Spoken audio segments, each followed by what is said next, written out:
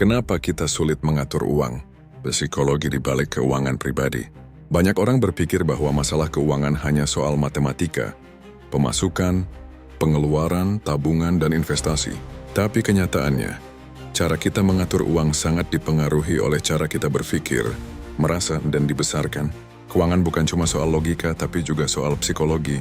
Pernahkah kamu bertanya, kenapa aku tahu harus menabung tapi tetap saja boros? Atau kenapa gaji naik tapi tetap merasa kurang terus? Itu bukan karena kamu tidak pintar. Otak manusia secara alami menyukai hadiah langsung.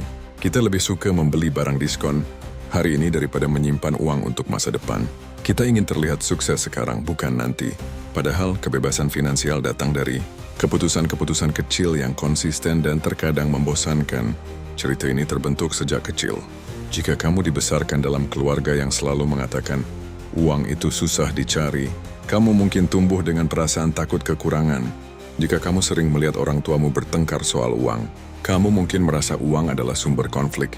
Tanpa disadari, cerita ini memengaruhi semua keputusan keuanganmu hari ini. Bahkan bisa membuat kamu merasa bersalah saat punya uang. Lebih, hal lain yang memengaruhi keuangan adalah financial avoidance. Menghindari bicara atau berpikir soal uang. Banyak orang takut membuka aplikasi banking, takut cek tagihan, bahkan takut bikin anggaran.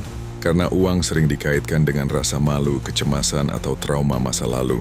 Tapi justru karena itu, kita perlu lebih sadar dan terbuka. Semakin kita menghindar, semakin tidak terkendali kondisi finansial kita. Lalu bagaimana cara kita memperbaikinya? Langkah pertama adalah sadari pola keuanganmu. Bukan cuma mencatat pengeluaran, tapi perhatikan juga perasaan yang muncul saat mengeluarkan uang. Apakah kamu sering belanja saat stres? Apakah kamu suka memberi hadiah mahal karena ingin diakui? Kesadaran emosional ini adalah kunci untuk mengubah kebiasaan finansial yang tidak sehat. Langkah kedua, ubahlah narasi pikiranmu soal uang. Uang bukan hal kotor. Uang juga bukan tujuan hidup, tapi alat. Dan kamu punya hak untuk belajar mengelolanya tanpa rasa malu. Kamu boleh jadi orang yang lebih teratur, tanpa harus pelit atau kehilangan kebebasan. Ketiga, buatlah tujuan finansial yang bermakna. Jangan hanya menabung karena katanya bagus. Menabunglah karena kamu ingin punya pilihan. Berinvestasilah karena kamu ingin punya masa depan yang aman.